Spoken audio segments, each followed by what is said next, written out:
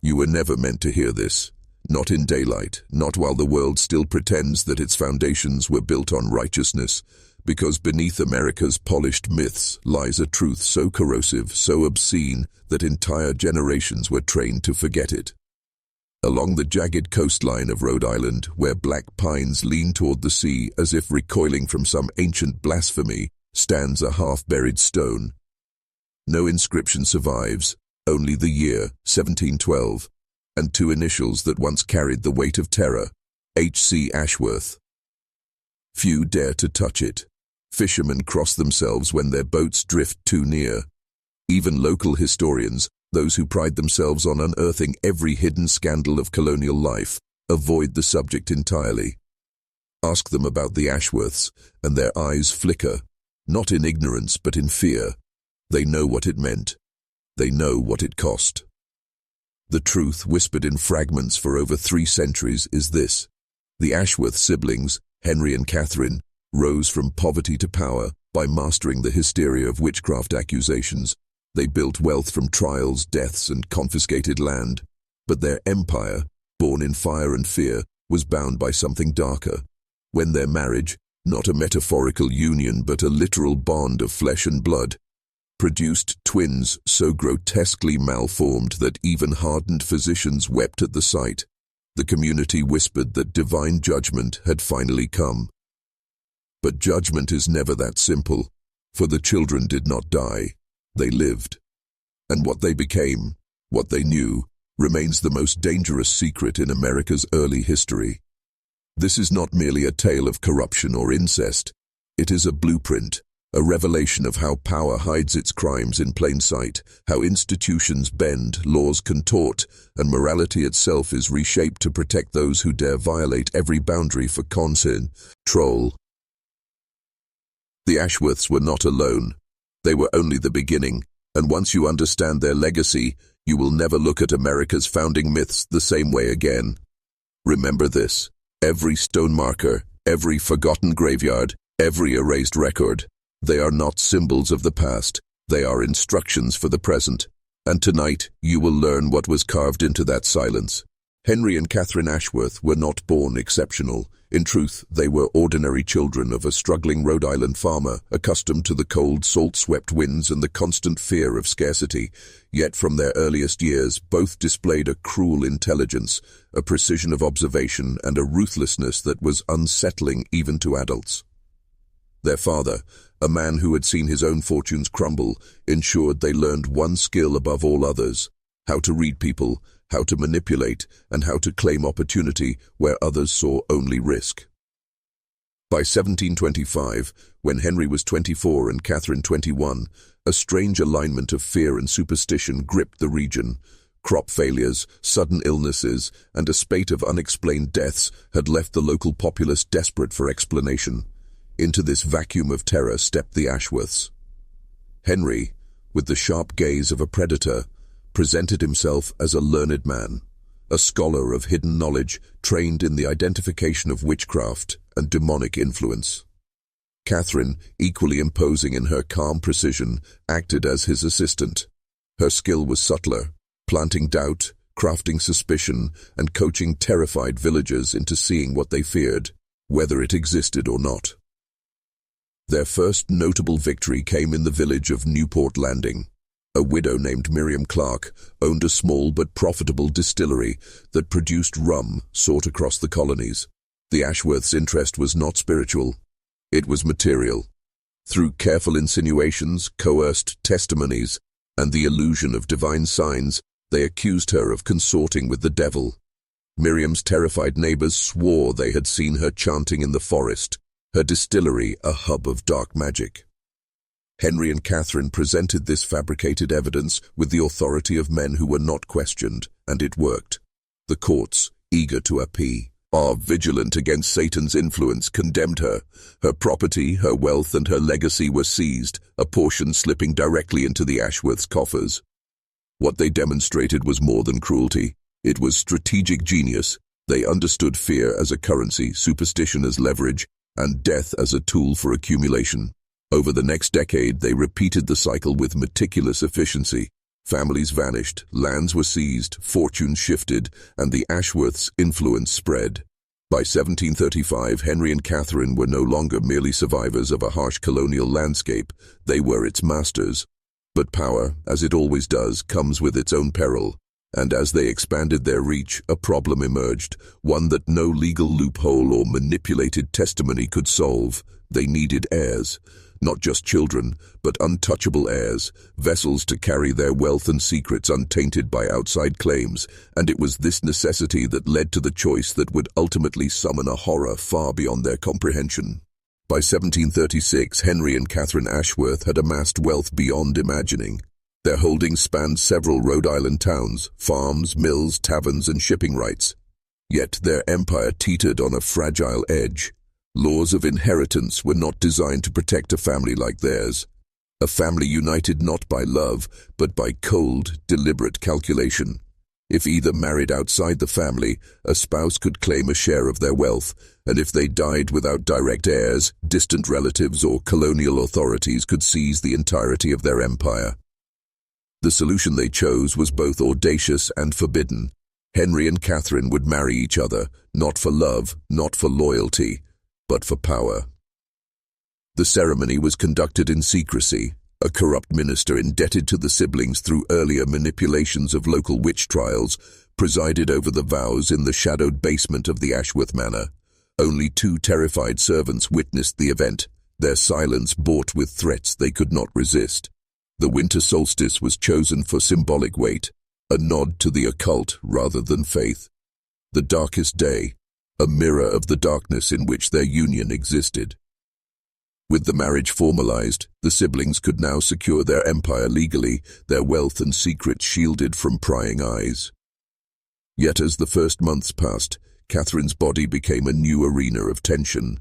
A child would be conceived, and the stakes were unimaginably high, not just for inheritance but for the preservation of every crime they had orchestrated over the past decade. Catherine's pregnancy began under the illusion of normalcy. Imported foods, rare herbs, and special care were provided. The Ashworths spared no expense, believing that fortune could conquer biology. But as months advanced, subtle signs emerged. Movements within her womb, first shrugged off as normal twin activity, became violent, coordinated, like entities fighting for dominance. Their midwife, a seasoned practitioner from Boston, described movements she had never witnessed in hundreds of births. "It is as if 2 spirits are engaged in battle," she confided quietly to her assistant. Henry dismissed her concerns with cold logic, yet privately a creeping unease gnawed at him. Their wealth, their power, the empire they had built with blood and lies, depended on the survival of these children. And yet the universe, or some hidden force of consequence, had begun to intrude into their meticulously controlled world. The Ashworths, masters of fear and manipulation, were about to confront a reality far beyond their capacity for control.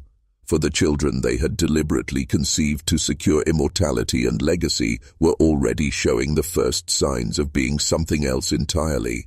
And what unfolded next would blur the line between divine justice and human horror, a warning that even the most calculated power can never fully escape its consequences.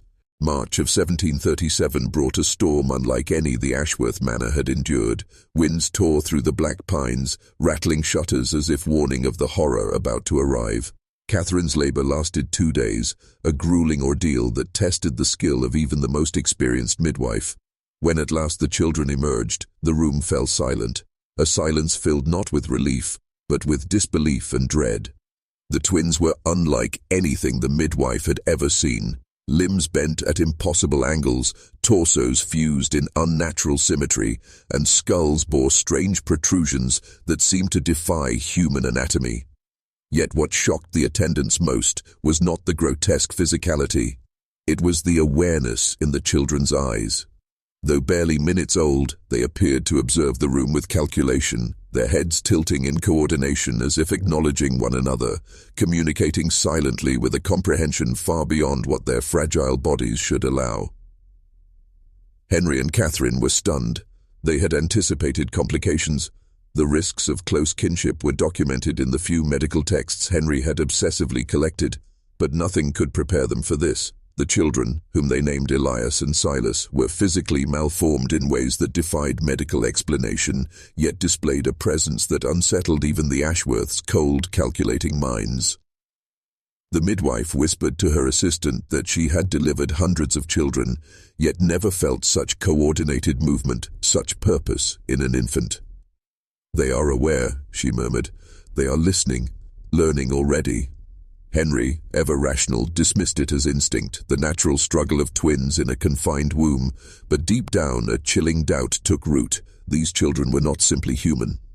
Over the following weeks, the twins' movements grew more deliberate. They could reach for objects with uncanny precision.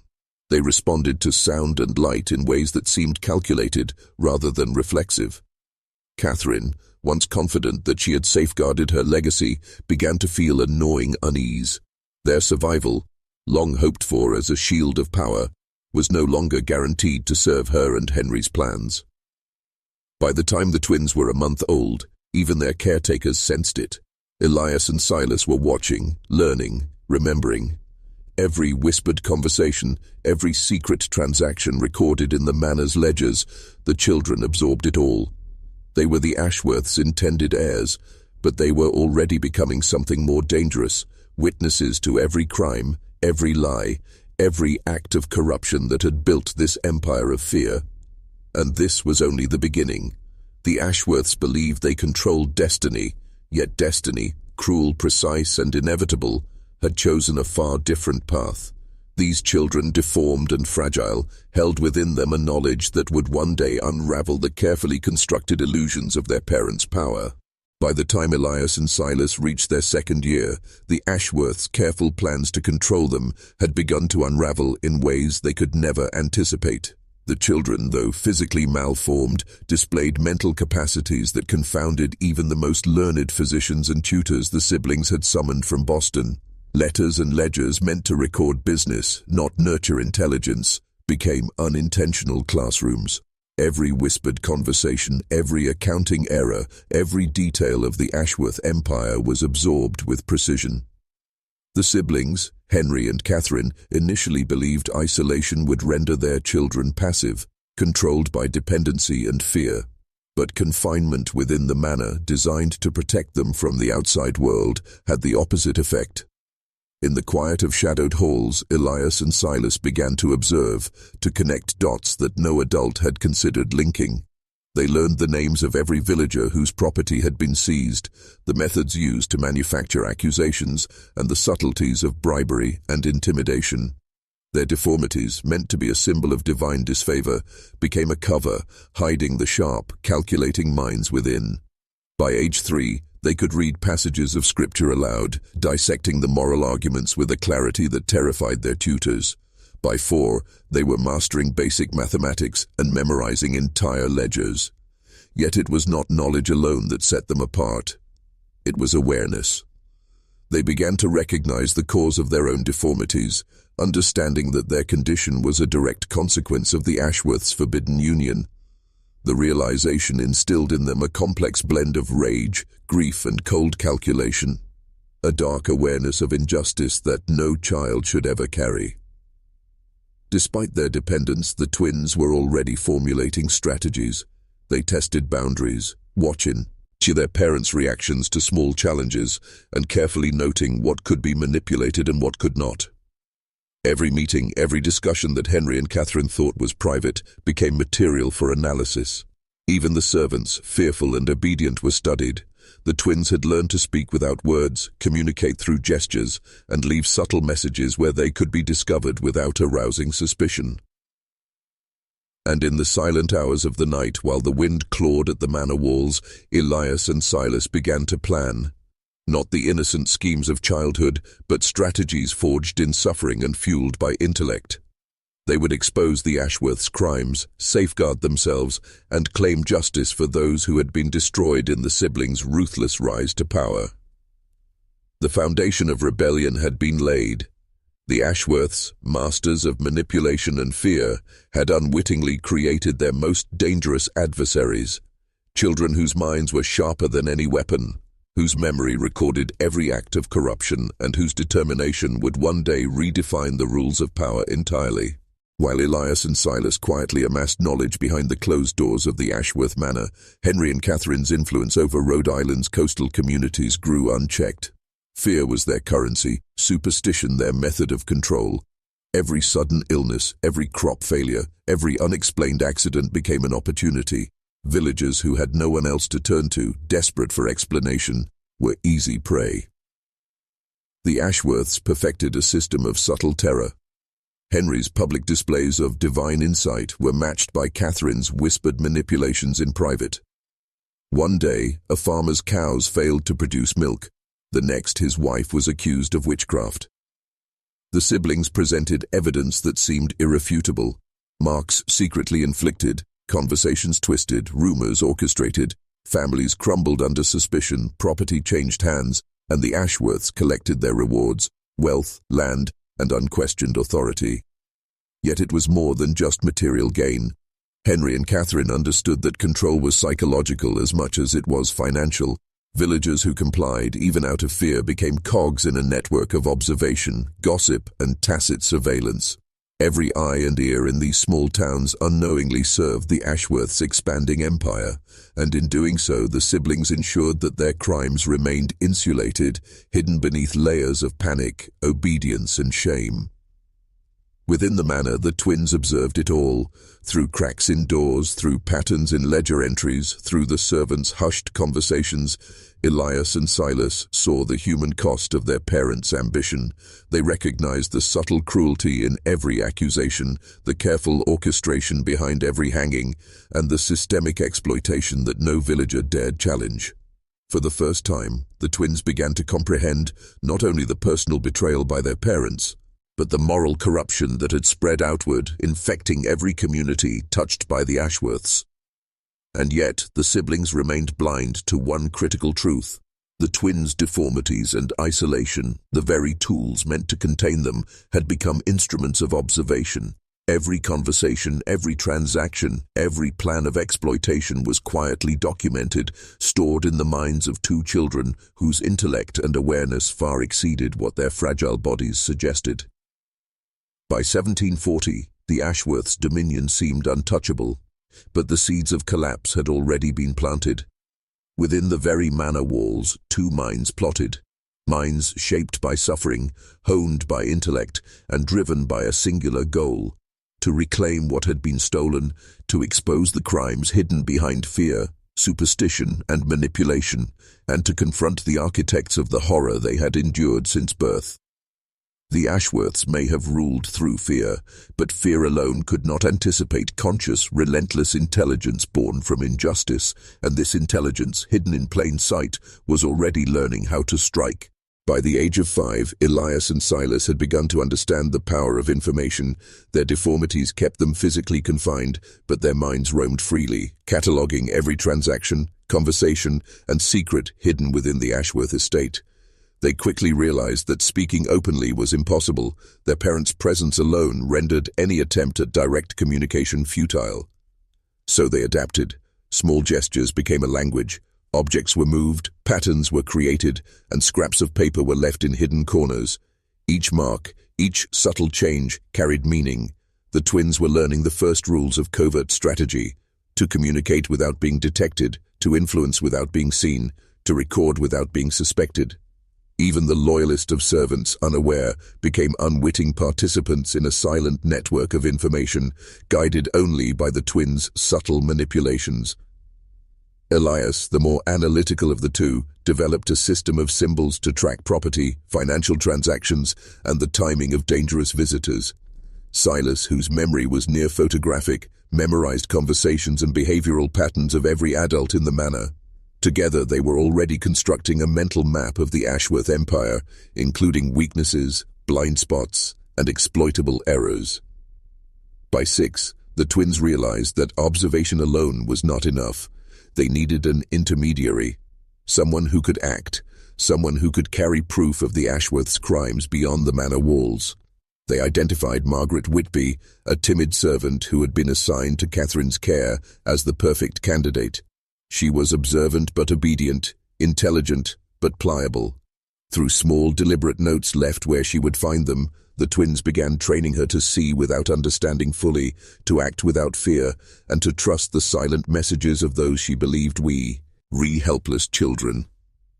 Each message became more precise, more detailed, and more daring.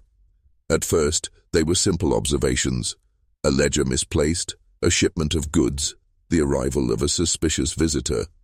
But gradually the twins instructed Margaret on how to retrieve evidence, how to memorize details, and how to anticipate the Ashworths' reactions. What seemed like playful mischief to outsiders was actually the early stages of a long-term strategic rebellion. The Ashworths, confident in their control, remained oblivious. Their own children, deformed, dependent, and physically fragile, were quietly dismantling the very empire they had built with fear, deception, and murder. By now, the twins had begun to grasp the unspoken truth. Intellect and patience could outmatch brute power, even in the hands of two children born into confinement, and in the silent shadows of the manor they prepared for the day when justice would no longer wait, when observation would turn into action, and when the empire built on terror would finally face its reckoning. By the 7th year of their lives, Elias and Silas were no longer just observers. The endless hours of watching, listening, and memorizing had given birth to understanding, a moral consciousness far beyond what their fragile, malformed bodies would suggest. They began to comprehend the full scope of their parents' corruption, the manipulated accusations, the stolen properties, the ruined lives, and the countless deaths executed in cold calculation.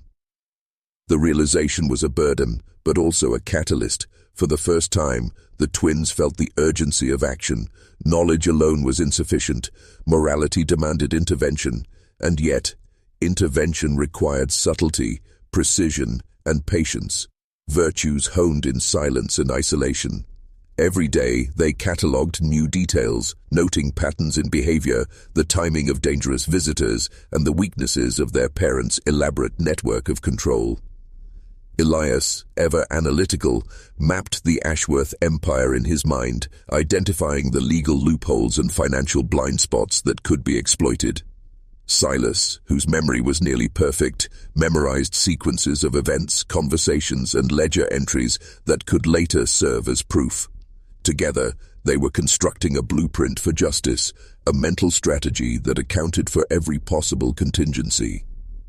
The twins' moral awakening also extended to their relationship with Margaret Whitby, the servant who had become their first ally.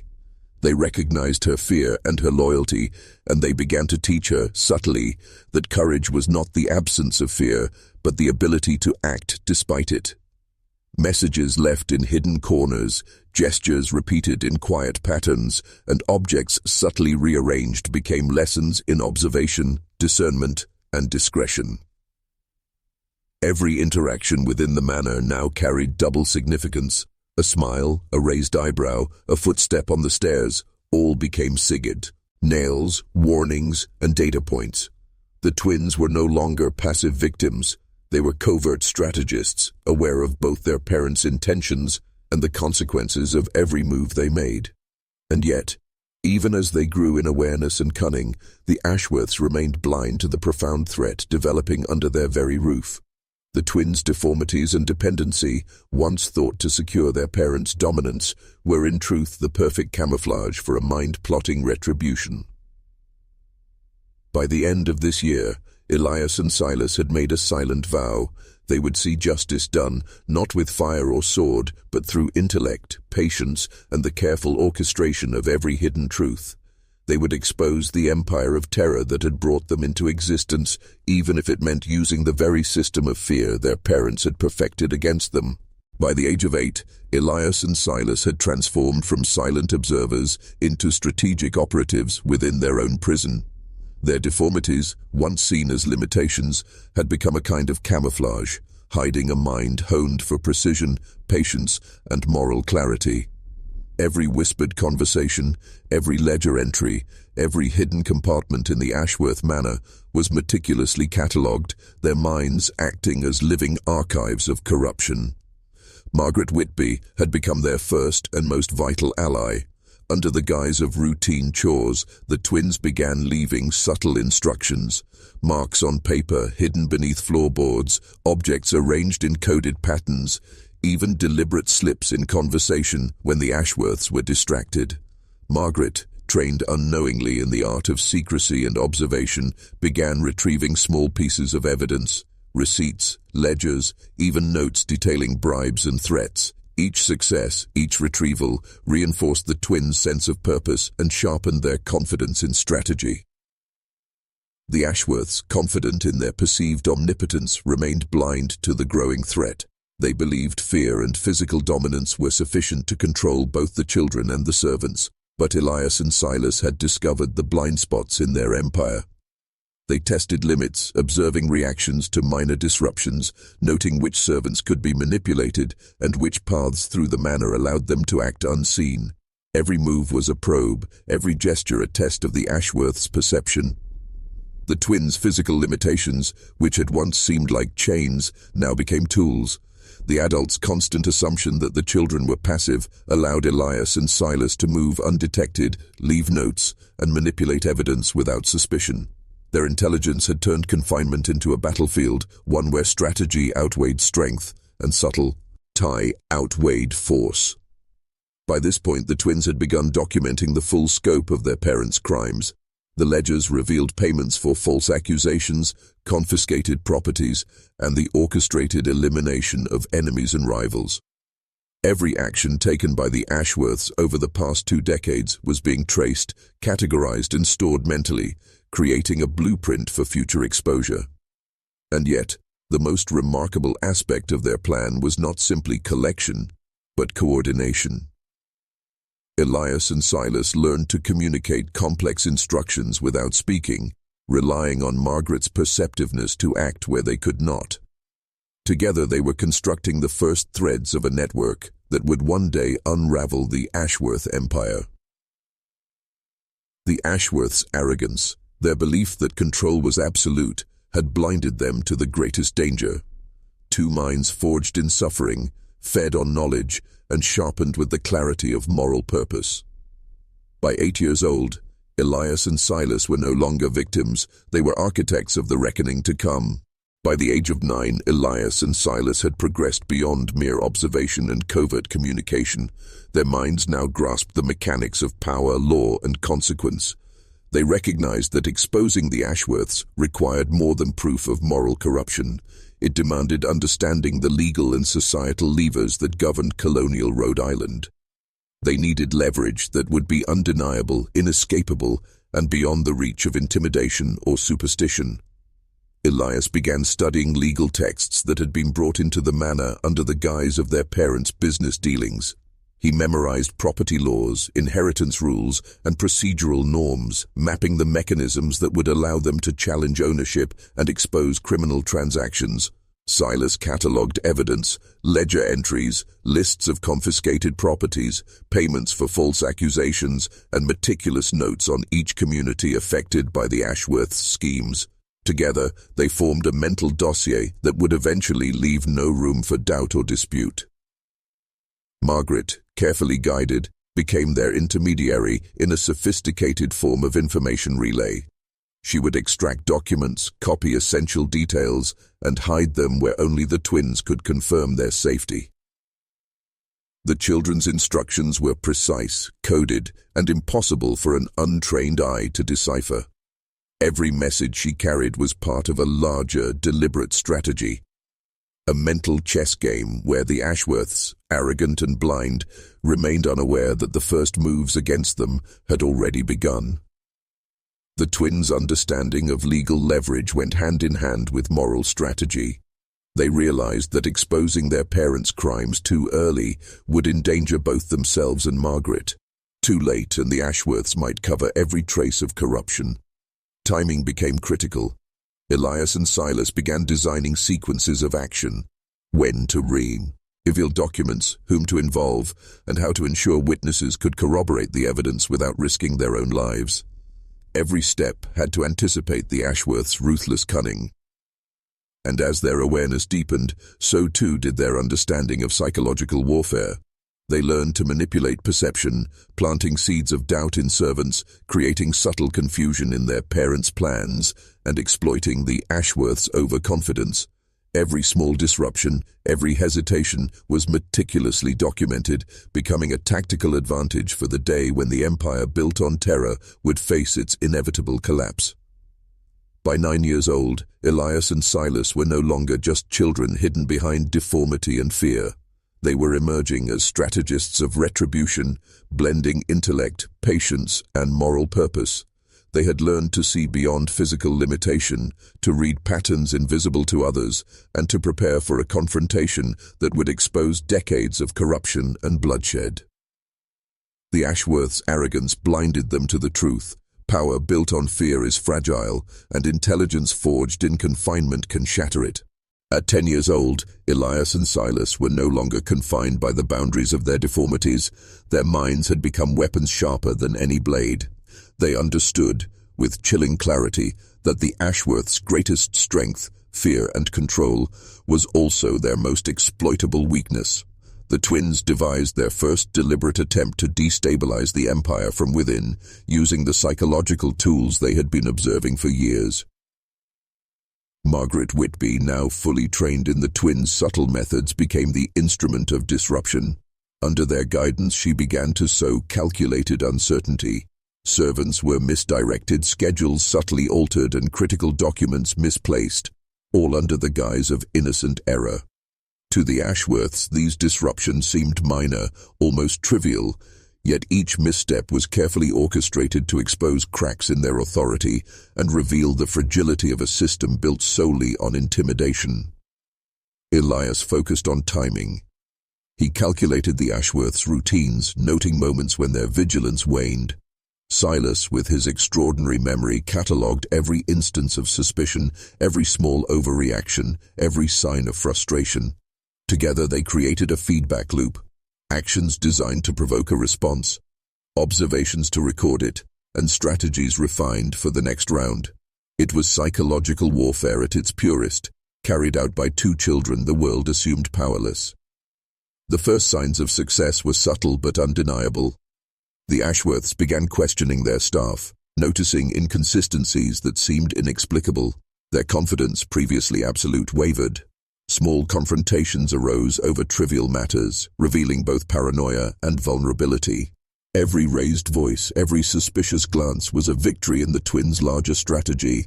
They were proving, without direct confrontation, that control could be undermined from within, even by those society considered weak, malformed, or incapable.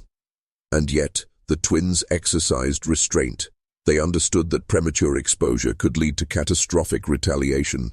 Their disruptions were precise, incremental, designed to weaken, not destroy. Margaret, guided by coded instructions, was careful to appear loyal, her actions unnoticed except by those who knew where to look.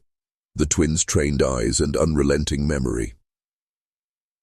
By the end of the year, the Ashworths' psychological equilibrium had begun to fray. What the world saw as obedience, fear, and control was, in truth, a house slowly unraveling from the shadows. The twins had begun the transformation, turning their confinement into leverage, their deformities into camouflage, and their intelligence into an engine for justice. Elias and Silas now faced the crucial lesson. Power is an illusion to those who cannot perceive strategy, and the empire of terror that birthed them could be dismantled with patience, cunning, and the quiet guidance of two brilliant, unseen minds.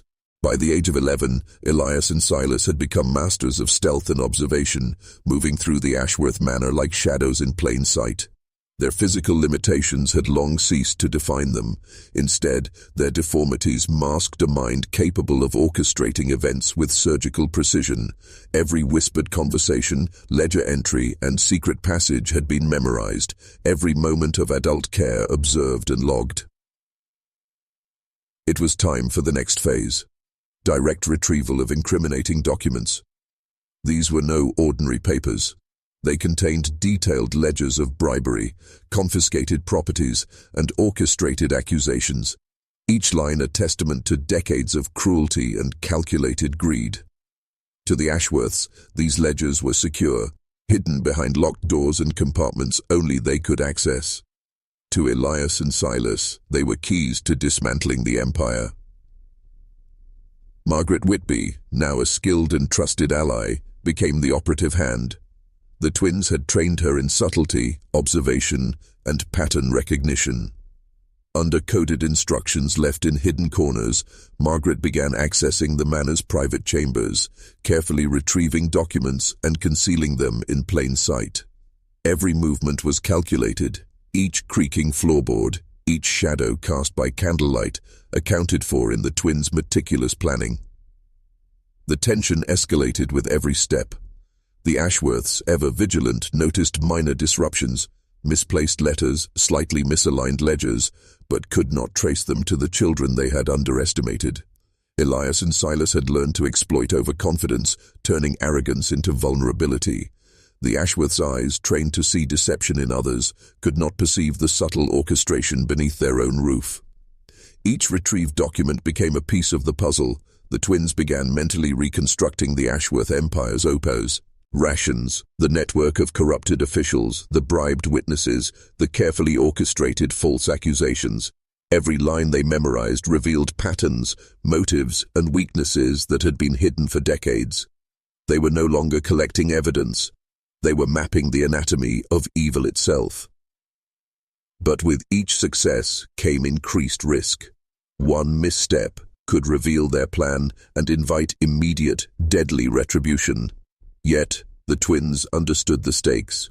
Exposing the Ashworths' crimes was not just an act of justice, it was a moral imperative, a repayment owed to every life destroyed by their parents' ambition.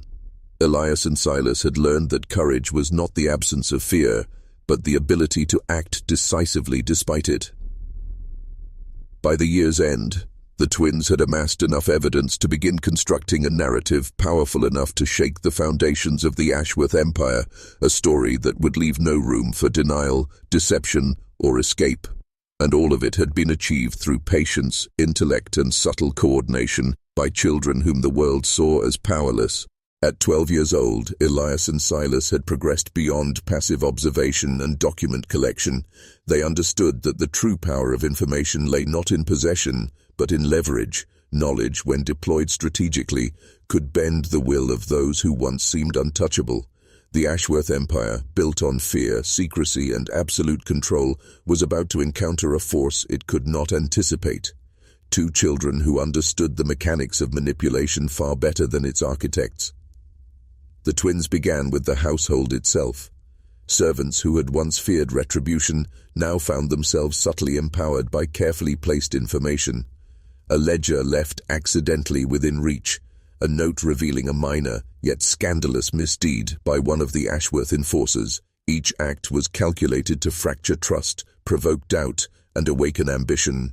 Margaret Whitby acted as the messenger, delivering these hints without revealing the hand behind them. By doing so, Elias and Silas turned the household into a delicate web of tension, uncertainty, and whispered suspicion. Outside the manor, the twins exploited knowledge of the Ashworths' broader network. They had memorized patterns of bribes, debts, and alliances. By leaking specific details to selected associates, they created small crises of trust, prompting rivalries, accusations, and internal paranoia. Each revelation was designed to appear coincidental, yet the cumulative effect was catastrophic. The Ashworths' associates began questioning loyalty, fearing exposure, and slowly turning against each other. Elias and Silas were meticulous. Every piece of evidence had a purpose. Every act of disclosure had a psychological target. The children understood that direct confrontation was impossible, too dangerous. Instead, they wielded influence like a blade concealed in shadow, cutting at the foundations of obedience and control without ever revealing their presence. Their deformities, once a mark of vulnerability, now acted as perfect camouflage. The Ashworths saw only harmless children, unaware that every creak, every hidden glance, and every silent gesture had been planned with precision. The strategy worked. Small fractures turned into open mistrust. Ambitious servants, sensing the slightest opportunity for advantage, began acting independently, sometimes even in defiance of the Ashworths. The empire, once rigid and unshakable, flexed under pressure, responding unpredictably to the unseen hands orchestrating its unraveling. By now, the twins had realized something profound. Control is only an illusion for those who do not perceive the architecture of manipulation. They were no longer children in the eyes of power. They were its architects, unseen, relentless, and unyielding. Each calculated move brought them closer to the ultimate confrontation, a reckoning that would expose decades of cruelty and corruption. By 13, Elias and Silas had learned that every empire built on fear carries within it the seeds of self-destruction. The Ashworths, arrogant and methodical, began noticing subtle irregularities, misplaced ledgers, servants acting independently, whispered rumors that could not be traced. Their paranoia ignited like dry tinder in a gale. What they could not see, the children they had long dismissed as powerless, was orchestrating their unraveling with relentless precision. It started with small confrontations. Ezekiel demanded explanations for minor inconsistencies in financial ledgers. Judith scrutinized servants with suspicion, interrogating them repeatedly, seeking a phantom traitor who did not exist. The twins watched silently from their chambers, mentally cataloging every reaction. They understood the danger. One misstep, one revealed plan, could result in immediate violent retaliation. Yet they also recognized opportunity. Fear was a tool they could wield to amplify the fractures they had already begun. Margaret Whitby became the twins' shield. Disguising her actions as mistakes or miscommunications, she ensured that Elias and Silas remained invisible, but the Ashworths' eyes, ever watchful, grew sharper. Whispers in corridors, fleeting shadows in the candlelight became objects of suspicion. The twins adapted swiftly, altering patterns, leaving false trails, and ensuring that the chaos escalated without endangering themselves or their ally. The tension within the manor reached a new peak when Ezekiel discovered a ledger slightly out of place, a minor error introduced intentionally by the twins. Judith's cold gaze swept the room, suspicion flashing in her eyes. The Ashworths, sensing betrayal but unable to locate its source, began to fracture internally. Each of them reacted differently, Ezekiel with rigid aggression, Judith with calculating manipulatives. The twins observed, learning from their parents' responses, preparing to exploit the cracks at the exact moment necessary. This was a dangerous game of anticipation and countermeasure. Elias and Silas had to predict not just what the Ashworths would do, but how they would feel, how fear would distort judgment, and how desperation might trigger mistakes. Each calculation was a matter of survival, yet it also brought them closer to the ultimate goal, exposing a criminal empire that had thrived for decades through terror, corruption, and deceit. By the end of the month, the Ashworths' paranoia had reached a fevered state. Trust had all but dissolved within their household. The twins had learned an invaluable truth. Fear, when properly understood, can be manipulated as powerfully as law or wealth, and in this fragile, terror-stricken state, the Ashworths were finally vulnerable, though the children had yet to take the decisive step that would end the reign of horror once and for all. At 14, Elias and Silas understood that subtle manipulation alone would not dismantle the Ashworth empire. Proof was required, tangible, undeniable evidence that could reach the outside world and force accountability. Words whispered in shadows and minor disruptions could delay tyranny, but only documented truth could end it. The twins now faced a task far riskier than anything they had attempted, smuggling incriminating documents out of the manor without detection. Margaret Whitby became the essential conduit. Trained meticulously in stealth, observation, and timing, she carried messages and documents under the guise of daily chores. The twins had developed a complex system of codes, symbols, and hidden compartments, allowing them to communicate instructions with precision despite their physical limitations. Each ledger entry, each financial note, and each list of complicit individuals was painstakingly memorized, duplicated, and concealed. Elias coordinated the timing. He studied the comings and goings of the Ashworths, noting shifts in attention, moments when surveillance was lax, and times when servants were preoccupied.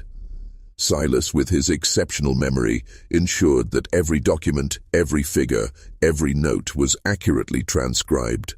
Their deformities, once seen as limitations, allowed them to operate unnoticed. No one suspected that the malformed twins at the manor's edge were orchestrating the unraveling of decades of cruelty. The first transmission was tense beyond measure. Margaret carried a bundle of documents through the back passages, past hidden servants, and out into the night, where trusted allies awaited.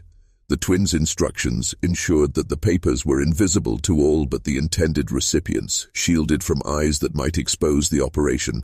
Every heartbeat, every sound of a creaking floorboard heightened the danger.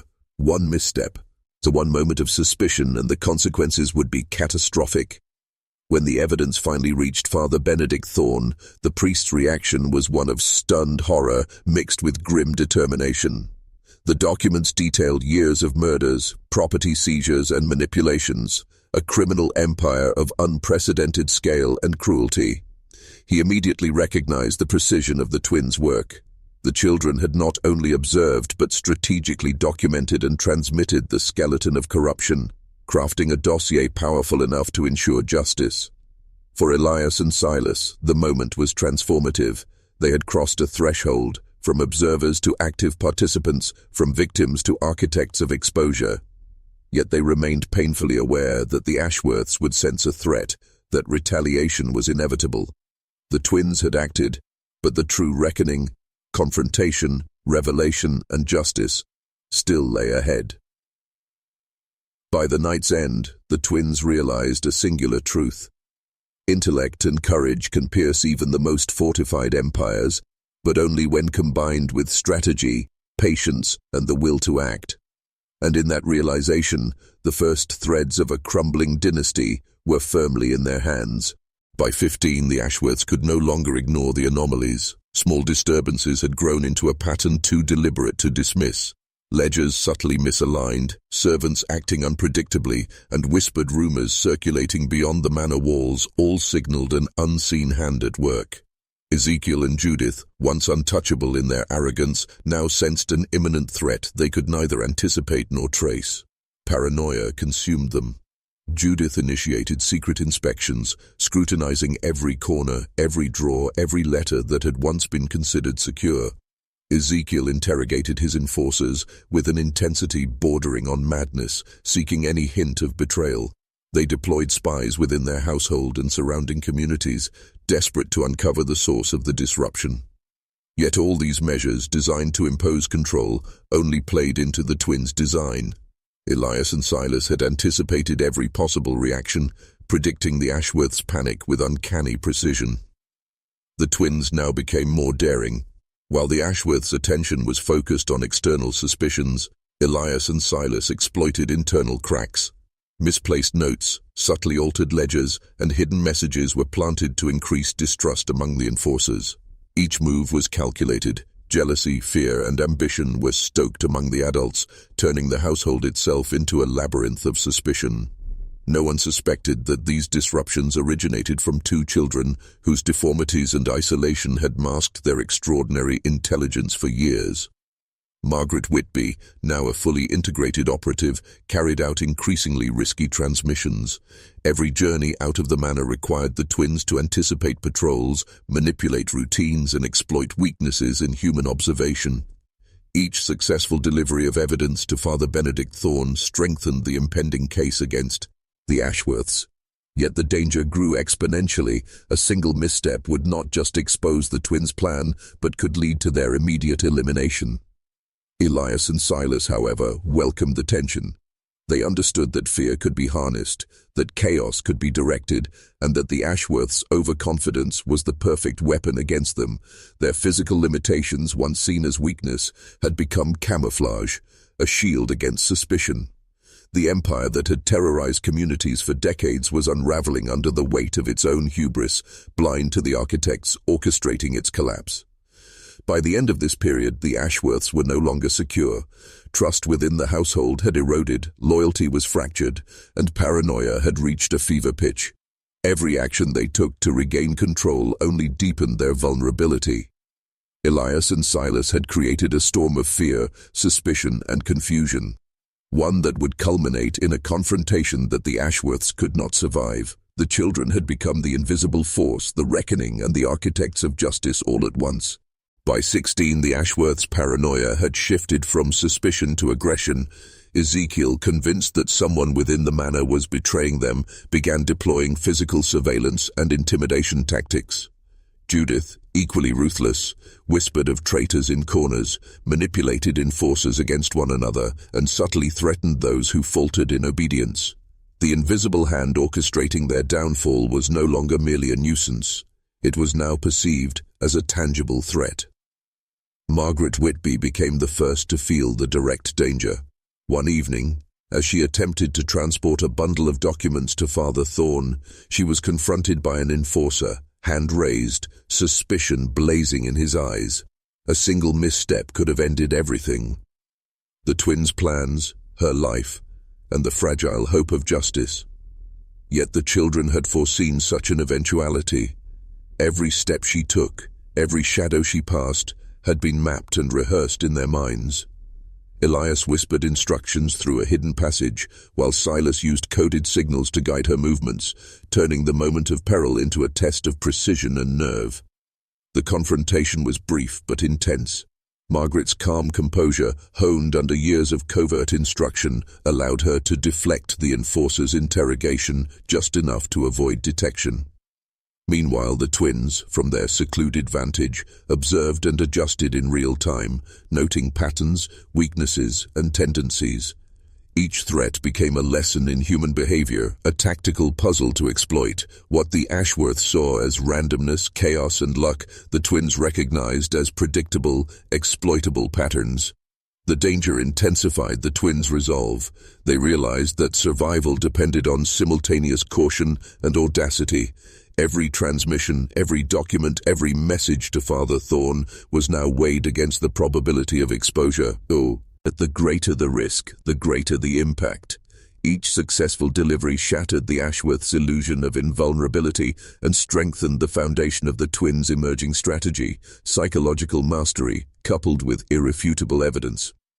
By nightfall, Margaret returned safely, carrying with her the latest bundle of documents, proof of the Ashworths' crimes, now enriched with additional details of bribery, manipulation, and murder. The twins understood that the confrontation was only the beginning. Fear had been injected directly into the heart of their oppressors, and every misstep the Ashworths made now played into the twins' careful orchestration. The game had escalated. What had once been observation and subtle influence had now transformed into a deadly chess match of intellect, courage, and psychological warfare. In that moment, Elias and Silas fully grasped a truth they had long intuited. Power is not taken by force alone, but by understanding the mind of those who wield it and turning their own weaknesses against them. The Ashworths, for all their cruelty, had underestimated the most dangerous force of all, two minds trained in suffering, strategy, and patience. By 17, Elias and Silas had mastered the art of psychological subversion.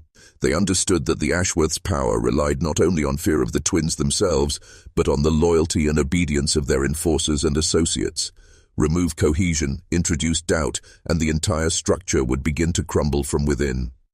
This was the twins' next move, destabilization from the inside, turning their parents' own instruments of control into agents of chaos. It began subtly.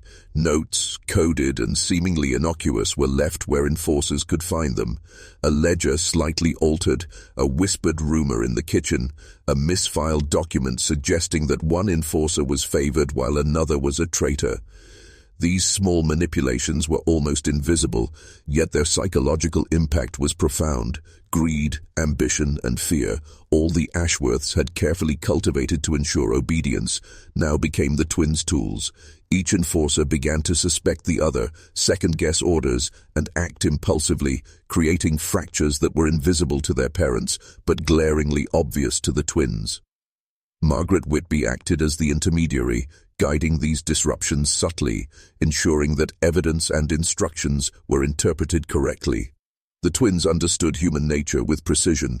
They knew exactly how far they could push suspicion without causing an outright revolt, and how to make each enforcer feel that betrayal was the safest path to survival. Each seed of distrust planted would grow unchecked because the Ashworths themselves were blind to the pattern. Fear had blinded the tyrants to the weapon now embedded within their ranks. The psychological warfare escalated. Minor mistakes became crises, petty jealousies erupted into confrontation, and loyalties shifted almost imperceptibly. The Ashworths tried to maintain control through intimidation and coercion, but every attempt only accelerated the disintegration of their authority. By the twins' design, each enforcer's failure or hesitation strengthened the case against the household when the moment came to expose the crimes. This manipulation was meticulous, deliberate, and patient. Elias and Silas recognized that true power is not brute force but the ability to influence perception, emotion, and decision-making. By the end of the year, the Ashworth household was a powder keg. Fear, mistrust, and ambition clashed daily, while the twins and Margaret orchestrated the chaos from shadows, unnoticed, untouchable, and terrifyingly competent.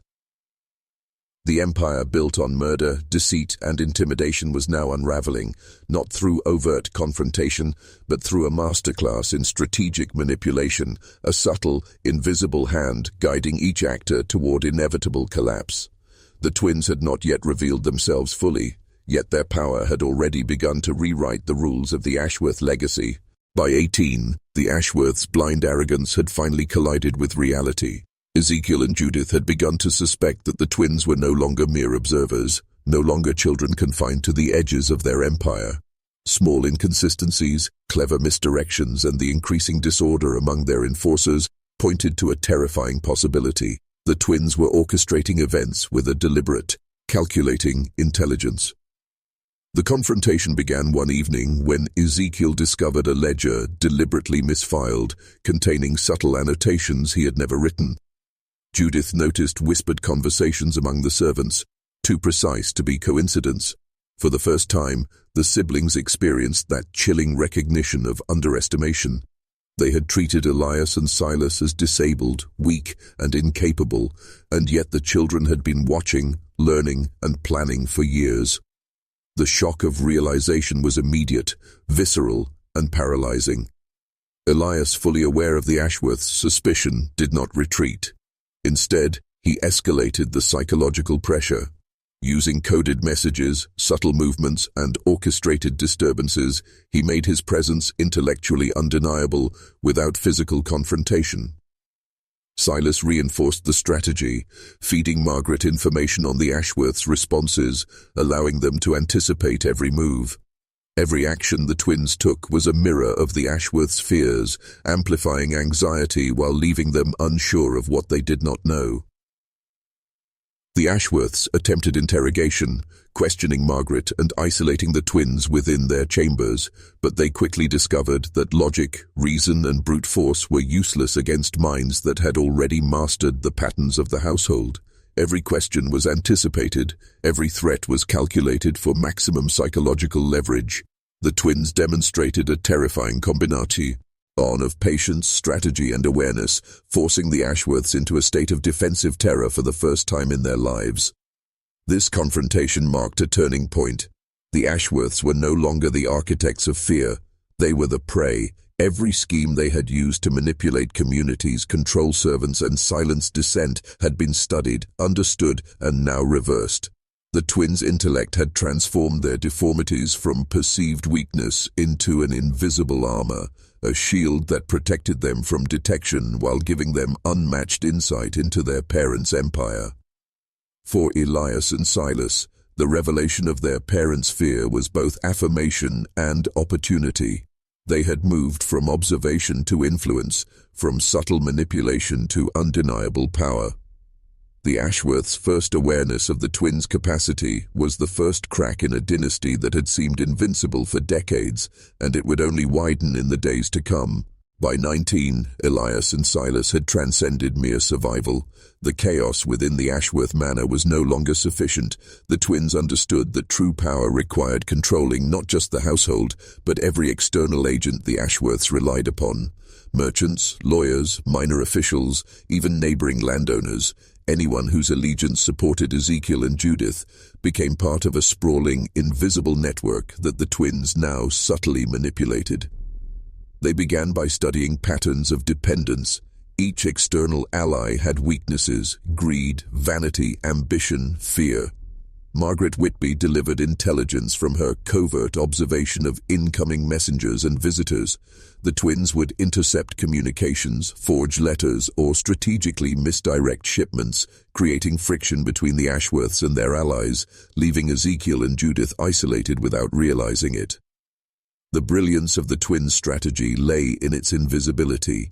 Each manipulated event seemed accidental, a minor misunderstanding, a coincidence, but cumulatively they eroded loyalty, trust, and confidence in the Ashworths' leadership.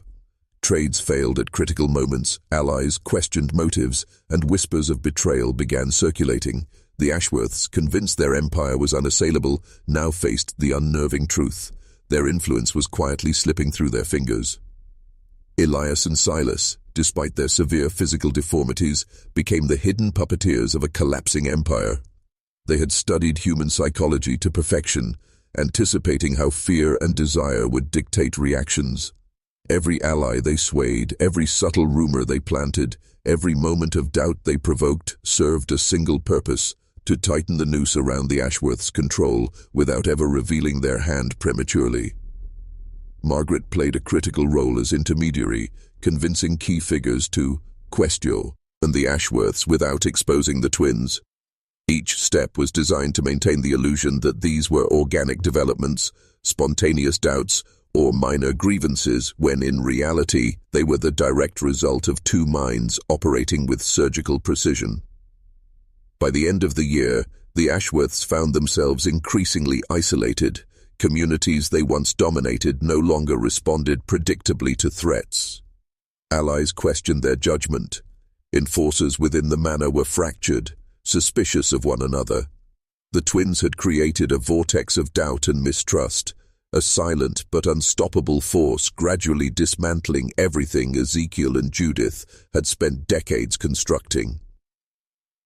In that silent, unseen campaign, the twins had achieved something extraordinary. They had transformed vulnerability into absolute strategic advantage, proving that power is not derived solely from wealth or brute force, but from the patient, unrelenting manipulation of perception and influence. By 20, Elias and Silas had become architects of a quiet revolution. The manor no longer merely contained their parents' tyranny, it served as a command center for dismantling it. Every ledger, every hidden note, every carefully observed behavior had a purpose. The twins were preparing to expose the Ashworths to the community they once controlled with impunity. The opportunity came when a prominent merchant, a longtime associate of Ezekiel, made an unexpected visit. The twins had anticipated this moment for months. Margaret, acting as the messenger, subtly guided the merchant to misplaced documents, letters, and ledgers that implied deceit, betrayal, and criminal exploitation by the Ashworths. The merchant, unaware of manipulation, carried this information back to town, spreading doubt. By the time Ezekiel and Judith realized what had occurred, rumors had already begun to poison their reputation. This public maneuver was not chaotic, it was meticulously orchestrated. The twins understood that outright confrontation too early would be disastrous. They relied on psychological leverage and carefully timed revelations. Each piece of evidence was designed to feel accidental to outsiders while revealing an undeniable pattern of corruption, murder, and exploitation to those discerning enough to see it. Small towns, once terrified into compliance, began whispering questions, scrutinizing behavior, and noting inconsistencies. Fear of the Ashworths transformed into suspicion, then into outright doubt. The genius of this strategy lay in its subtlety. The twins did not need to directly accuse their parents. They merely exposed fragments that forced others to connect the dots themselves. Reputation, which had once been the Ashworths' greatest weapon, now became a fragile liability. Merchants hesitated to deliver goods, landowners reconsidered agreements, and enforcers grew restless. The twins had turned perception into a weapon more powerful than any sword or ledger. By nightfall, the Ashworths were already reeling. They could feel the shift in power, but could not identify the source. Every attempt to interrogate, intimidate, or manipulate failed. The twins had anticipated every move, leaving no openings for retaliation, while the community slowly, imperceptibly, began to question everything they had once accepted as law. In that first public confrontation with reality, the Ashworths understood the horrifying truth. Their empire was no longer theirs to command. Every advantage, every ally, every shred of authority was slipping. The twins had achieved what years of plotting, wealth accumulation, and terror had failed to do. They had turned fear into exposure and control into vulnerability. Panic is the most revealing human emotion, and by 21, Ezekiel and Judith were drowning in it. The first public tremors, orchestrated by Elias and Silas, had awakened the community's suspicion, and the Ashworths could no longer maintain the illusion of control. Every ledger gone missing, every misdelivered letter, every whisper in the town square became a trigger for escalating anxiety, an anxiety the twins had cultivated with painstaking precision. Desperate to reclaim dominance, the Ashworths began deploying their familiar tools: threats, intimidation, and bribery. Enforcers were ordered to punish those questioning the family. Merchants were summoned to explain rumors. The Ashworths believed that fear could still restore obedience, but the twins had anticipated every action. Each desperate move only amplified the chaos, making the Ashworths appear irrational, unstable, and increasingly disconnected from reality. Margaret, acting as both observer and conduit, ensured the twins remained several steps ahead. When enforcers were sent to intimidate local merchants, subtle misdirections from the twins caused confrontations to backfire. Payments were delayed, letters were intercepted, and key witnesses were guided to expose discrepancies. The Ashworths' panic-induced measures played directly into the twins' hands, unraveling decades of carefully constructed control in a matter of months. Elias and Silas understood a fundamental truth about fear. It is self-perpetuating. Once a person believes their power is slipping, every action taken to reclaim it becomes clumsy, erratic, and predictable. The twins leveraged this principle, turning the Ashworths' instincts for domination into their own undoing. Every attempt at coercion, every bribe, every act of intimidation was transformed into a public demonstration of incompetence. Friends and allies began to question whether the Ashworths were truly untouchable, or merely desperate predators clinging to a failing empire. By the end of the year, Ezekiel and Judith were trapped in a psychological vice. Their empire still stood in form, but its foundation had been hollowed out by a series of invisible, precise manipulations. Every attempt to regain control failed. Every panic-driven measure accelerated the collapse. The twins had turned desperation into vulnerability, fear into a weapon, and the once invincible Ashworth household into a house of trembling, paranoid rulers. The lesson was clear: those who rely on terror alone to maintain power are blind to the subtle forces that can overturn even the mightiest empire. Elias and Silas had become the unseen hand, the silent force reshaping reality from within, and the Ashworths would soon discover that their downfall was not just inevitable. It was orchestrated with surgical perfection. By 22, Elias and Silas were ready for the final act. The subtle manipulations, the invisible pressures, the cultivated whispers, all of it had prepared the community for a revelation it could not ignore. What had once been suspicion now demanded proof, and the twins had gathered evidence so damning that it would shatter the Ashworths' authority in every town, every settlement, and every household that had ever relied on their power. The twins used Margaret as the intermediary, carefully choosing the moment to present documents, ledgers, and written confessions in secret to key town elders, merchants, and clergy. Every piece was precisely curated, designed to establish not only the Ashworths' crimes, but also the methodical cruelty with which they had executed them. These were not simple accusations. These were verified accounts of murders, property theft, bribery, and the manipulation of law and superstition for personal gain. The moment the first elders read the evidence, the atmosphere shifted. Shock rippled through the town, followed quickly by outrage. For decades, the Ashworths had wielded fear as a shield. Now that same fear dissolved under the weight of undeniable truth. Elias and Silas had ensured that the documentation was comprehensive, leaving no room for denial or dismissal. Every person who had whispered doubts now had proof, and those proofs were irrefutable. The Ashworths attempted to respond, issuing denials, threats, and pleas, but it was too late. The twins had anticipated this, leaving no opportunity for escape or counter-narrative. Townspeople demanded accountability, merchants refused to trade, enforcers abandoned the manor. Even longtime allies began to question loyalties, unable to reconcile years of intimidation with the newly revealed reality. The empire Ezekiel and Judith had built on fear crumbled instantly, not with a shout or a bay, tattle, but through methodical, patient revelation orchestrated by the very children they had underestimated. In the center of the unfolding chaos, Elias and Silas remained hidden but ever present. Their intelligence, their foresight, and their ability to manipulate events ensured that the Ashworths had no recourse but public disgrace. They had converted years of confinement, suffering, and careful observation into a force capable of reshaping perception, law, and justice in an instant. The townspeople would remember that day as the moment truth overcame terror.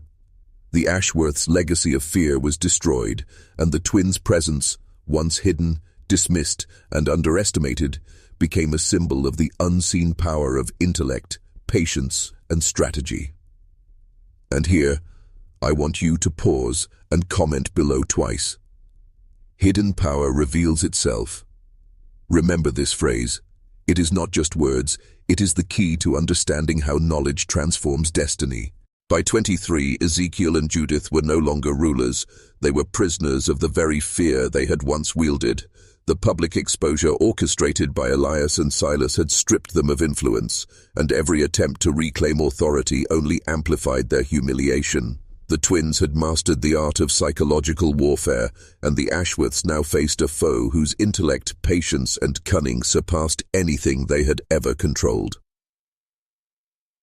The manor, once a fortress of intimidation and secrecy, became a stage for their parents' unraveling. Every room, every ledger, every object held a reminder of crimes laid bare. The twins subtly manipulated encounters, ensuring that Ezekiel and Judith confronted their failures repeatedly, friends abandoning them, enforcers defying orders, merchants ignoring their commands. Every moment was a lesson in power reversed, a continuous, unrelenting exposure of their vulnerability. But the psychological dominance was not merely external. The twins had learned every fear, every weakness, every insecurity their parents harbored. Through years of observation, careful listening, and controlled silence, Elias and Silas could anticipate each reaction before it occurred. Ezekiel's anger, Judith's cunning, their desperate pleas and threats, all were neutralized before they could be deployed effectively. The Ashworths' minds became a battlefield, each thought trapped in a maze of doubt and mistrust the twins had engineered. Even the loyal few who remained within the household were subtly influenced. Margaret and a few key servants had been trained to respond in ways that reinforced the twins' authority, creating the perception that control had shifted invisibly. Every whispered conversation, every minor act of obedience served as a reinforcement of Elias and Silas's growing dominion. By the time the Ashworths realized it, their entire world had been reconstructed without a single violent confrontation, their empire dismantled by intelligence, patience, and psychological precision. The twins, despite their physical limitations, had achieved absolute dominance through intellect and strategy alone. They proved a truth often hidden in plain sight. Power is not defined by wealth, intimidation, or brute force. True power is the capacity to foresee, manipulate, and transform the perceptions of others, to bend reality to one's understanding without ever revealing the full extent of one's hand. Ezekiel and Judith were left not dead, but broken, surrounded by the ruins of what they had built, aware that the children they had underestimated had turned every act of oppression into a weapon against them. The twins had emerged not only as victors, but as living symbols of the unseen force of intellect over fear, patience over tyranny, and knowledge over brute power. By 24, Elias and Silas were no longer just survivors of their parents' cruelty. They had become architects of a new order, invisible yet absolute. The Ashworths, once feared across towns and settlements, now existed only as cautionary figures, their lives reduced to whispers of shame and dread. The twins' story was not just one of vengeance. It was a testament to the unseen power of intellect, strategy, and psychological mastery. The legacy they left was twofold. To the townspeople, Elias and Silas were shadows, unassuming, almost forgotten, but their impact remained. The Ashworth Empire had crumbled without a single public execution, without violent rebellion, yet the lesson was indelible. Fear, when wielded by the ignorant or cruel, can be dismantled by those who understand its mechanics. Knowledge becomes the deadliest weapon, patience the sharpest sword, and observation the most lethal force of all. The twins themselves carried a different kind of inheritance. Their bodies bore the marks of their parents' ambition, their deformities a reminder of the unnatural union that had produced them. Yet within those forms lived minds of extraordinary power, intellects sharpened by suffering, isolation, and observation. They had turned their physical limitations into advantages, their confinement into preparation, their silence into strategy. Every obstacle imposed upon them had been transformed into a stepping stone, every act of cruelty redirected into insight, every fear of the world transformed into calculated influence. And so the Harrington, or Ashworth Manor, once a symbol of oppression and terror, became a monument to the invisible triumph of knowledge and cunning over brute power. Elias and Silas did not merely survive. They redefined what it meant to wield influence.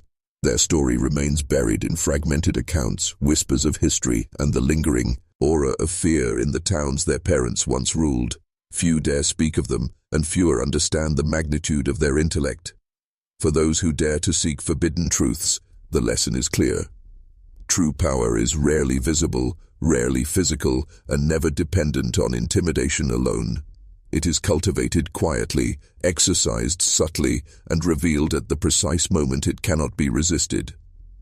Elias and Silas exemplify this principle, showing that even the most entrenched systems of control can be dismantled by minds willing to observe, calculate, and strike with invisible precision. Remember this: the world rewards patience, punishes oversight, and ultimately bends to those who understand the hidden rules of power. If you have absorbed even a fraction of their story, the pattern is clear, the strategy evident, and the lesson eternal. The twins' legacy is not just history, it is a mirror. Look closely, and you may recognize the tools to master your own world: unseen, unfettered, unstoppable,